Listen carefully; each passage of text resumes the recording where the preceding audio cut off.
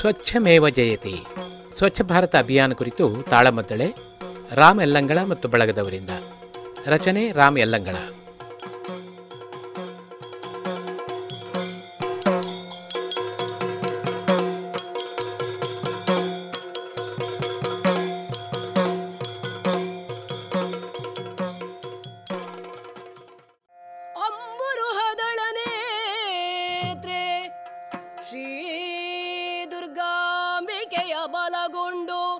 ಭಕ್ತಿಯೊಳು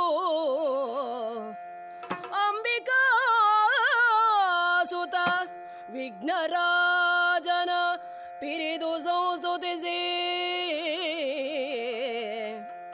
ಅಂಬುನಿಧಿಯಾತ್ಮಜಗೆ ಕೈ ಮುಗಿದಂಬುಜಾಸನ ವಾಣಿಯರ ಪಾದಾಂಬುಜಕ್ಕೆ ಪುಡಮಡುತ್ತ ವರ್ಣಿಪಿನಿ ಕಥಾಮೃತವ.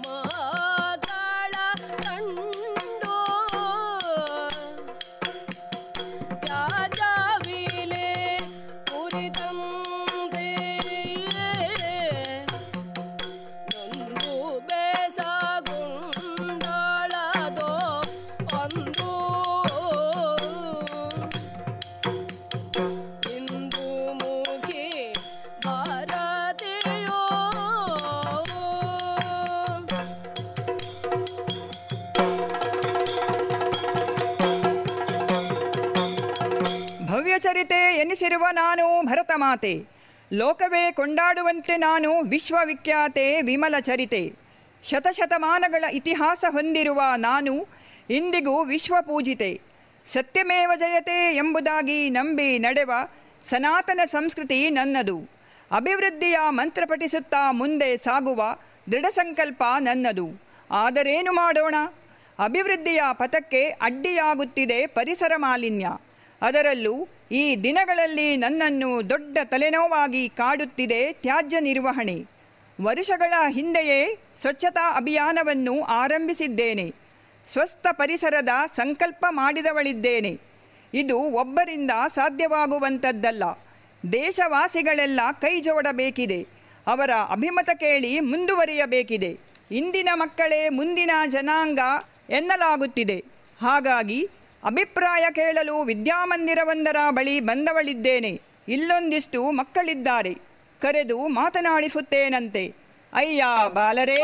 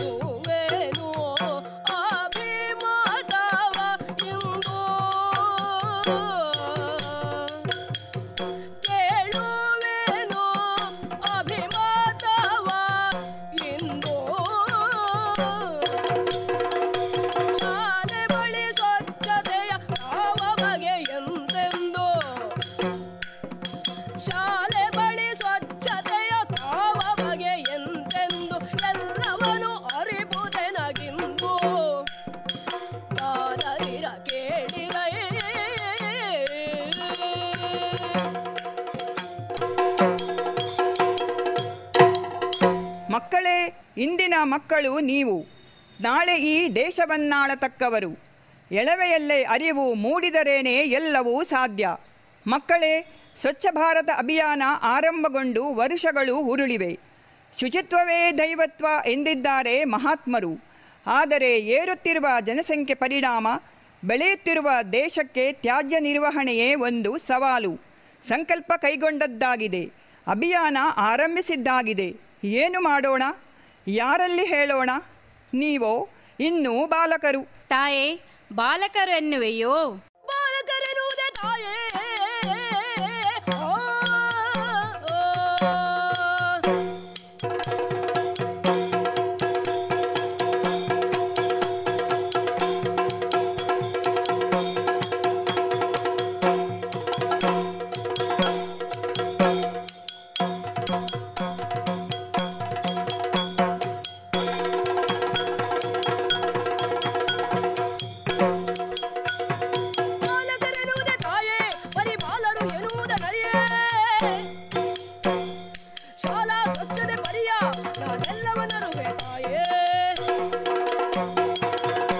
ತಾಯೇ, ನಮ್ಮನ್ನು ಬಾಲರು ಎಂದು ತಿಳಿಯಬೇಡ. ಬಾಲರಾದರೂ ಪ್ರಾಜ್ಞರಿದ್ದೇವೆ. ನಾನು ಚಿಕ್ಕವನಾದರೂ ಈ ವಿದ್ಯಾದೇಗುಲದ ಸ್ವಚ್ಛತಾ ಸಮಿತಿಯ ಮುಖ್ಯಸ್ಥನಾಗಿರುತ್ತೇನೆ. ನೈರ್ಮಲ್ಯ ಖಾತೆ, ಆರೋಗ್ಯ ಖಾತೆ ಎಂಬಿತ್ಯಾದಿಗಳನ್ನು ರೂಪಿಸಿ ಅವುಗಳಿಗೂ ಯೋಗ್ಯರನ್ನು ಮುಖ್ಯಸ್ಥರನ್ನಾಗಿಸುವ ಜವಾಬ್ದಾರಿ ಹಂಚಿಕೊಟ್ಟಿರುತ್ತೇನೆ. ತಾಯೇ, ಇನ್ನು ಚಿಂತೆ ಬಿಡು ಬಿಡು ಚಿಂತೆಯ.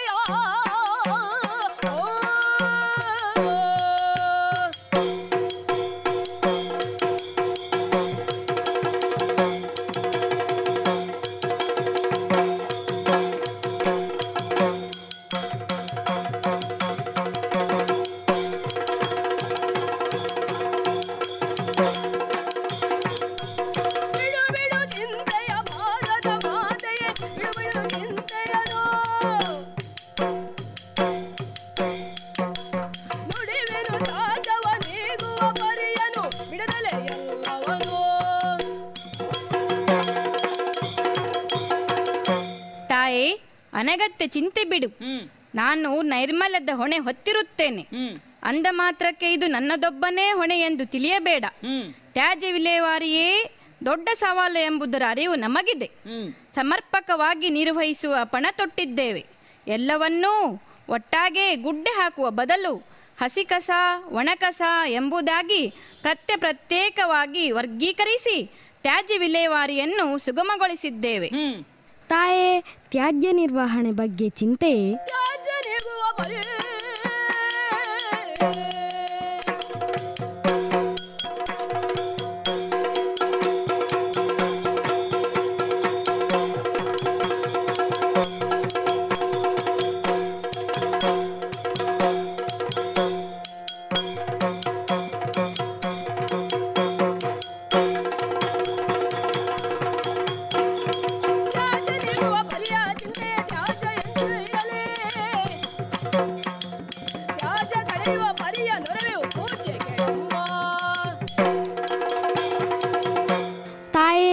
ತ್ಯಾಜ್ಯ ನಿರ್ವಹಣೆ ಇಂದು ವಿಶ್ವವೇ ಎದುರಿಸುತ್ತಿರುವ ಸಮಸ್ಯೆ. ದಿನದಿಂದ ದಿನಕ್ಕೆ ಹೆಚ್ಚುತ್ತಲೇ ಇವೆ. ಕೆಲವು ಕರಗಬಲ್ಲವು, ಇನ್ನೂ ಕೆಲವು ಕರಗದೆ ಉಳಿದು ಹಾನಿಕಾರಕವೆನ್ನಿಸಬಲ್ಲವು. ಒಂದೆಡೆ ಘನ ತ್ಯಾಜ್ಯಗಳು, ಇನ್ನೊಂದೆಡೆ ದ್ರವ ತ್ಯಾಜ್ಯಗಳು. ಸಮರ್ಪಕವಾಗಿ ನಿರ್ವಹಿಸದೇ ಹೋದಲ್ಲಿ ಪರಿಸರದ ಸ್ವಾಸ್ಥ್ಯವನ್ನು ಕೆಡಿಸುತ್ತದೆ. ಗುರು ಹಿರಿಯರ ಮಾರ್ಗದರ್ಶನವನ್ನು ಪಡೆದು ಎಲ್ಲವನ್ನು ಅಚ್ಚುಕಟ್ಟಾಗಿ ನಿರ್ವಹಿಸುತ್ತೇವೆ. ಬಳಿರೆ ಬಾಲರೆ ಮೆಚ್ಚಿದೆ, ಬಳಿರೆ ಬಾಲರೆ ಮೆಚ್ಚಿದೆನ್ನುತ್ತ ಕೆಲಸ ಸಾಗದಿ ಸಾಗದೆನ್ನುತ್ತ ಕಳುಹಿ ನುಡಿದಳು ಗುರು ವೃಂದವ ಬಳಿಗೆ ಕರೆಸಿ.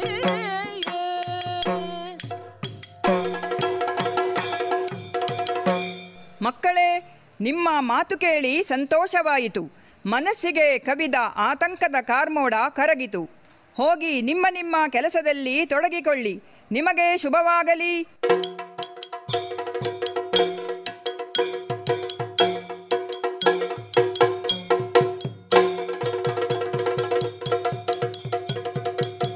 ಮೆಚ್ಚುಗೆ ನುಡಿಯೊಂದಿಗೆ ಮಕ್ಕಳನ್ನೇನೋ ಕಳುಹಿದ್ದಾಯಿತು.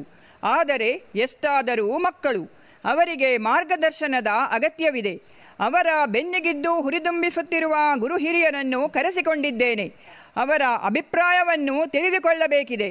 ಅಯ್ಯ, ಶಿಕ್ಷಕ ವೃಂದವೇ ಕೇಳಿ,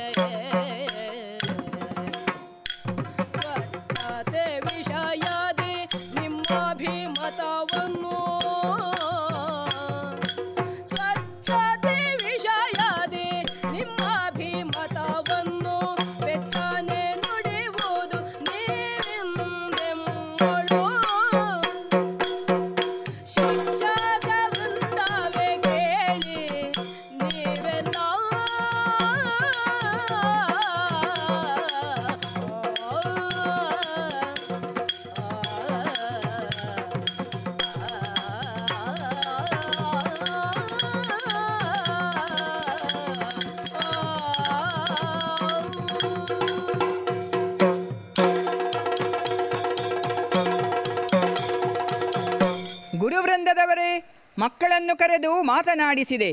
ಸ್ವಚ್ಛತೆ ಮತ್ತು ಸ್ವಸ್ಥ ಪರಿಸರ ನಿರ್ಮಾಣದ ಬಗ್ಗೆ ಅವರ ಅಭಿಮತ ಹಾಗೂ ಪಾತ್ರ ನಿರ್ವಹಣೆ ಬಗ್ಗೆ ತಿಳಿದುಕೊಂಡೆ. ಮನಸ್ಸಿಗೆ ಮುದವಾಯಿತು. ನೀವು ಅವರ ಬೆನ್ನಿಗಿದ್ದುಕೊಂಡು ಮಾರ್ಗದರ್ಶನ ಮಾಡತಕ್ಕವರು. ನೀವೇನು ಮಾಡುತ್ತೀರಿ? ಯಾವ ರೀತಿ ಮಾರ್ಗದರ್ಶನ ಮಾಡುತ್ತೀರಿ ತಿಳಿಸುವಿರಾ? ತಾಯೇ, ಆಲಿಸಬೇಕು. ಆಲಿಸಬೇಕಮ್ಮ ತಾಯೇ, ಆಲಿಸಬೇಕಮ್ಮ.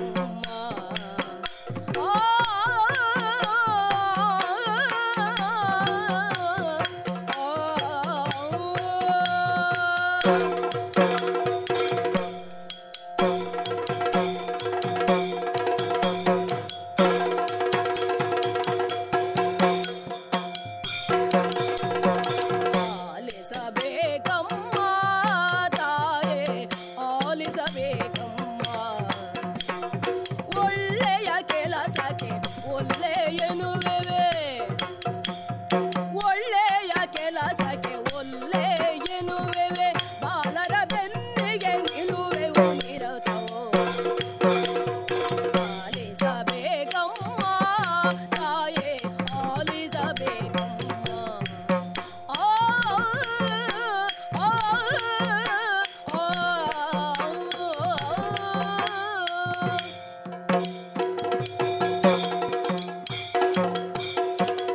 ತಾಯೇ, ಘನತರವಾದ ಹೊಣೆ ಹೊತ್ತವಳು ನೀನು.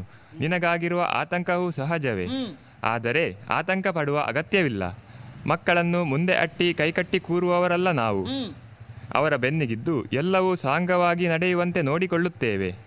ಸ್ವಚ್ಛತೆ ಕಾಯ್ದುಕೊಳ್ಳುವಲ್ಲಿ, ತ್ಯಾಜ್ಯ ನಿರ್ವಹಣೆಯಲ್ಲಿ ಅವರಿಗೆ ಮಾದರಿಯಾಗಿದ್ದು ಮಾರ್ಗದರ್ಶನ ಮಾಡುತ್ತೇವೆ. ಆರೋಗ್ಯಕರ ಪರಿಸರ ನಮ್ಮ ಗುರಿಯೂ ಹೌದು. ಆ ನಿಟ್ಟಿನಲ್ಲಿ ಹಸಿರು ಶಿಷ್ಟಾಚಾರ ಪರಿಕಲ್ಪನೆಯಲ್ಲಿ ನಾವೀಗಲೇ ನಮ್ಮ ಕೆಲಸವನ್ನು ಪ್ರಾರಂಭಿಸಿದ್ದೇವೆ. ಏನು ಮಾಡಬೇಕೆಂದಿದ್ದೀರಿ? ಪ್ಲಾಸ್ಟಿಕ್ ಸೇರಿದಂತೆ ಪರಿಸರಕ್ಕೆ ಹಾನಿಕರವೆನಿಸುವ ವಸ್ತುಗಳನ್ನು ವರ್ಜಿಸಿ ಈ ಪರಿಸರವನ್ನು ಆರೋಗ್ಯಕರವಾಗಿಸುವ ಪಣತೊಟ್ಟಿದ್ದೇವೆ. ಉತ್ಪಾದನೆಯಾದ ತ್ಯಾಜ್ಯವನ್ನು ವೈಜ್ಞಾನಿಕವಾಗಿ ನಿರ್ವಹಿಸಲು ಮುಂದಾಗಿದ್ದೇವೆ. ಕೆಲವು ವಸ್ತುಗಳನ್ನು ಸಾಧ್ಯವಾದಷ್ಟು ಕಡಿಮೆ ಬಳಸಲು ಸಂಕಲ್ಪಿಸಿದ್ದೇವೆ. ಕೆಲವನ್ನು ಪುನರ್ಬಳಕೆ ಮಾಡಲು ನಿರ್ಧರಿಸಿದ್ದೇವೆ. ಕಸದಿಂದ ರಸ ಎಂಬಂತೆ ತ್ಯಾಜ್ಯ ವಸ್ತುಗಳನ್ನು ಬಳಸಿ ಅಲಂಕಾರಿಕ ವಸ್ತುಗಳನ್ನು ಮಾಡಲು ಕ್ರಮ ಕೈಗೊಂಡಿದ್ದೇವೆ. ಪಾತ್ರೆ ತೊಳೆದ ನೀರನ್ನು, ಬಿಸಿಯೂಟದ ತ್ಯಾಜ್ಯವನ್ನು ಬಳಸಿ ಬಾಳೆಗಿಡವನ್ನು, ತರಕಾರಿ ಹಣ್ಣು ಹಂಪಲು ಗಿಡಗಳನ್ನು ನೆಡುವ ನಿರ್ಧಾರ ಕೈಗೊಂಡಿದ್ದೇವೆ. ಶಾಲಾ ಪರಿಸರದಲ್ಲಿ ಆ ಉದ್ದೇಶಕ್ಕಾಗಿಯೇ ಅದೋ ಕೈತೋಟವೊಂದನ್ನು ನಿರ್ಮಿಸಿದ್ದೇವೆ. ನಿಜಾರ್ಥದಲ್ಲಿ ಹಸಿರು ಶಿಷ್ಟಾಚಾರವನ್ನು ಅನುಸರಿಸುತ್ತಿದ್ದೇವೆ. ಮಕ್ಕಳಲ್ಲಿ ಅರಿವು ಮೂಡಿಸುತ್ತೇವೆ. ತನ್ಮೂಲಕ ಮಕ್ಕಳ ಪೋಷಕರಲ್ಲೂ ಅರ್ಥಾತ್ ಈ ಸಮಾಜದಲ್ಲೂ ಅರಿವು ಮೂಡಿಸುತ್ತೇವೆ. ಆತಂಕ ಬೇಡ. ತಾಯೇ, ನಾವು ಜೊತೆಗಿದ್ದೇವೆ. ನಾವು ಜೊತೆಗಿಹೆವು ತಾಯೇ, ನಾವು ಜೊತೆಗಿಹೆವು.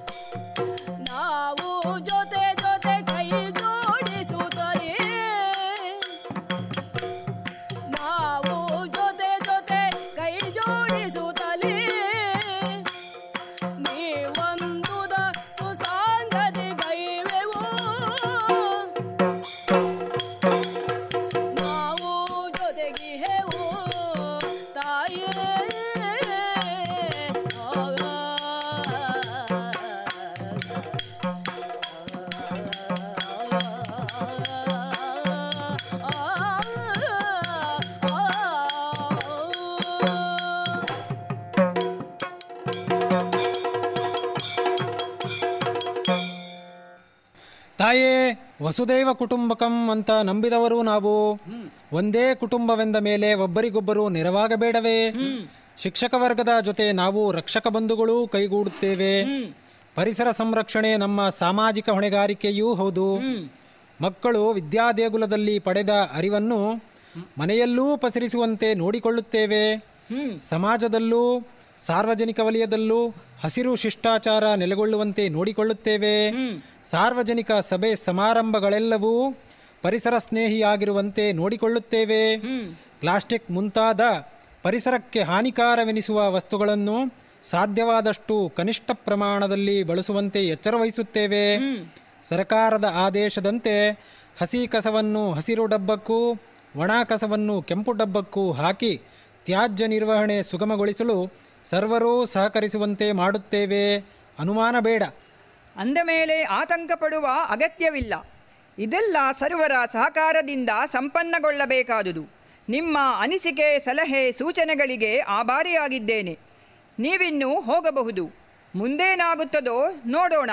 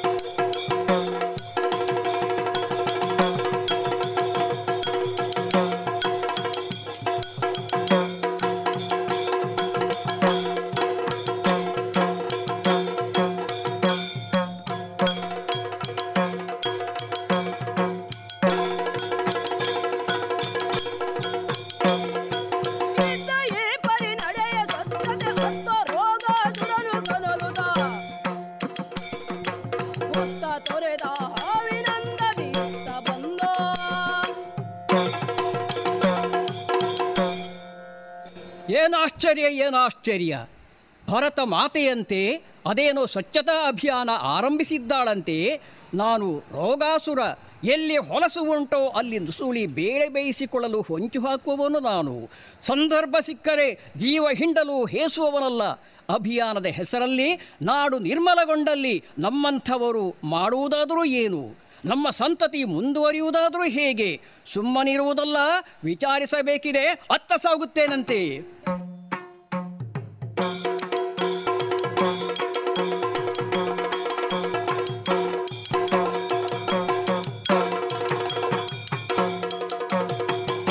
ನೆಲವೋ ಬಡಪಾಯಿ, ಏನೆಲವ ಬಡಪಾಯಿ,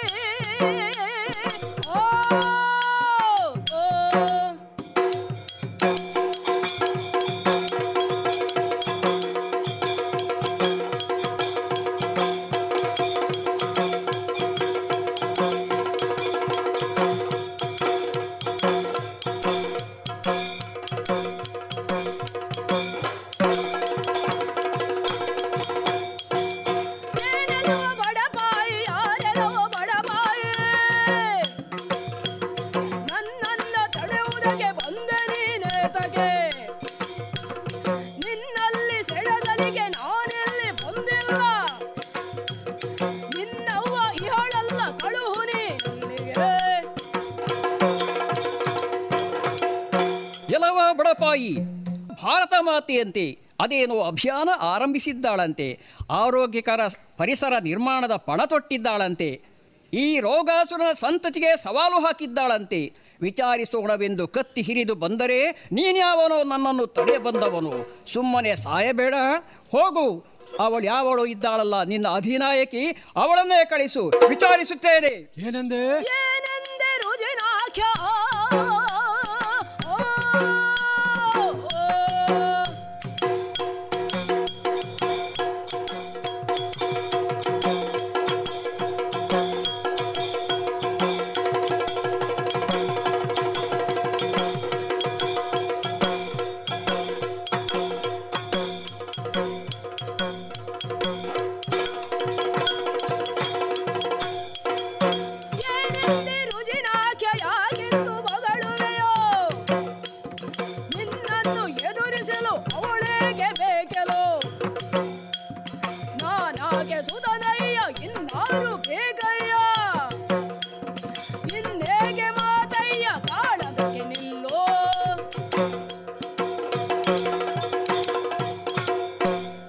ಎಲ್ಲವೋ ರುಜಿನಾಸುರ, ನಿನ್ನಂಥ ಕುನ್ನಿಗಳನ್ನು ಎದುರಿಸಲು ಭಾರತಾಂಬೆಯೇ ಬರಬೇಕೇ?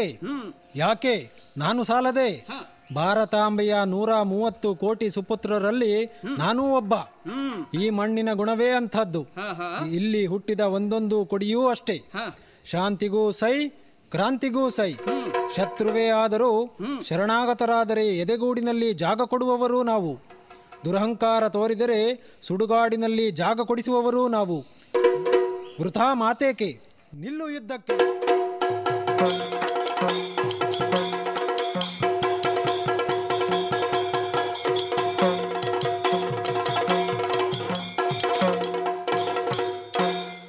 ರುಜಿನಾಖ್ಯ ಸೋತಿದ್ದಾನೆ. ಸಾಯಿಸೋಣವೆಂದರೆ ಇಂಥವರಿಗೆ ಸಾವಿಲ್ಲವಲ್ಲ. ಪಾಪಿ ಚಿರಾಯು ಎಂಬ ಮಾತೇ ಇದೆಯಲ್ಲ.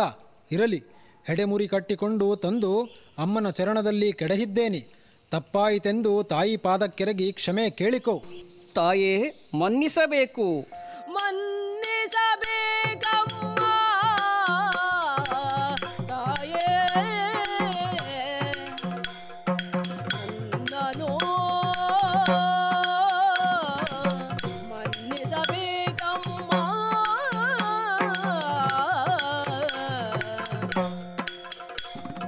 ನಿನ್ನಯ ಯೋಗ್ಯತೆ ತಿಳಿಯದೆ ಕೆಣಗಿದೆ. ನಿನ್ನಯ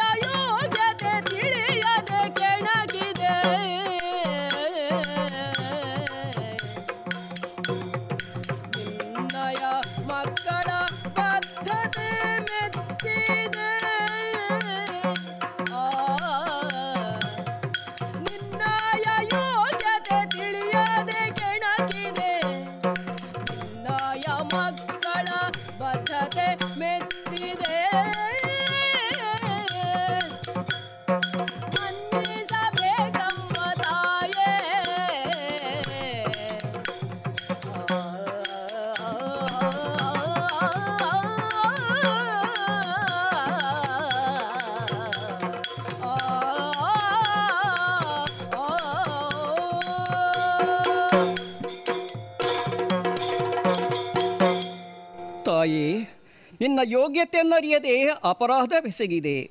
ನಿನ್ನ ತಂಟೆಗೆ ಬಂದೆ, ನನ್ನನ್ನು ಮನ್ನಿಸು. ನಿನ್ನ ಮಕ್ಕಳ ಬದ್ಧತೆಗೆ ಮೆಚ್ಚಿದೆ.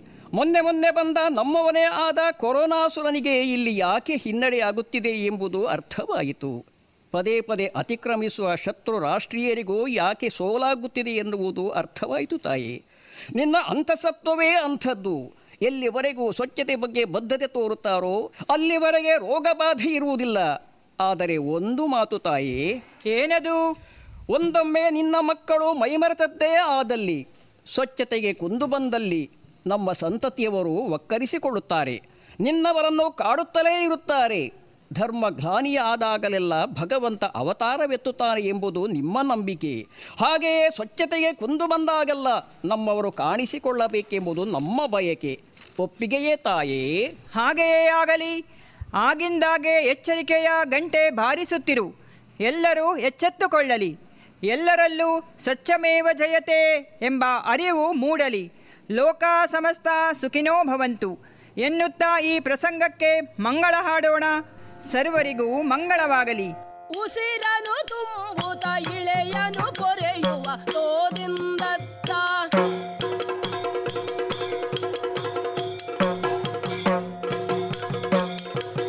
ಉಸಿರನು ತುಂಬುತ್ತ ಇಳೆಯನು ಕೊರೆಯುವ ಹಸಿರುಡೆ ಧರಿಸಿದ ಪರಿಸರ ಮಾತೆಗೆ ಮಂಗಳ. ಮಂಗಳದಾಯಕಿ ಮಾತೆಯ ಕರುಣದಿ ಮಂಗಳವಾಗಲಿ ಈ ಜಗಜ್ಜನತೆಗೆ. ಮಂಗಳ ಮಂಗಳ ಮಂಗಳ.